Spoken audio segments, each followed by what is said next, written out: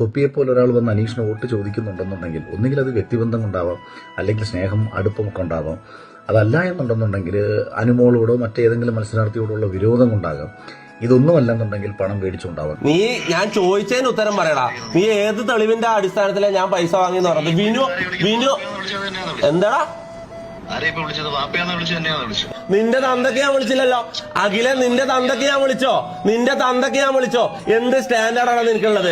നീ വലിയ ആധികാരികമായിട്ട് സംസാരിക്കുന്നുണ്ടല്ലോ. ഒരാളെ വിളിച്ചിട്ട് മാന്യമായിട്ട് സംസാരിക്കുമ്പോ അയാളെ തന്തക്ക് വിളിക്കലാന്നോടാ നിന്റെ മാന്യത? ഇതാണോടാ നിന്റെ സ്റ്റാൻഡേർഡ്? തോക്കുമ്പോ തന്തക്ക് വിളിക്കലാണോ നിന്റെ സ്റ്റാൻഡേർഡ്? എടാ പോടാന്ന് വിളിക്കാൻ പറ്റാണ്ട് നീ ആരാ, ജഡ്ജിയോ? എടാ പാടാ നിന്നെ വിളിക്കാൻ പാടില്ലേ? എന്താ എടാ പോടാ, നിന്നെ എടാന്ന് വിളിക്കൂടാ. കള്ളന്മാരെടാന്ന് വിളിക്കും. കള്ളത്തരം പറയുന്നവരെ എടാ പോടാന്ന് വിളിക്കും.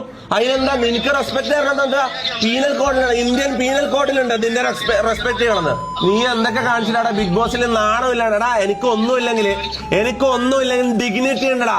ഞാൻ എന്തിനെങ്കിലും എതിരെ പറഞ്ഞിട്ടുണ്ടെങ്കിൽ എതിരെ നിൽക്കും, സ്റ്റാൻഡിൽ നിൽക്കും. നിന്നെ പോലെ ബിഗ് ബോസിനെതിരെ പറഞ്ഞിട്ട് ബിഗ് ബോസിൽ പോയിട്ട് ഊമ്പിയിട്ടില്ല. മനസ്സിലായടാ? നീ എന്റെ പാസ് എടുത്തിടേ. നിന്റെ പാസ് ഞാൻ എടുത്തിടട്ടടാ. അല്ല മുത്തുമണിയെന്നോ? ഇപ്പൊ മുത്തുമണിയായോ? നിന്റെ പാസ്റ്റിന്റെ കാര്യം ഞാൻ പറയാൻ വന്നപ്പോഴേക്കും നീ എന്നെ മുത്തുമണി എന്ന് വിളിക്കാൻ തുടങ്ങിയ.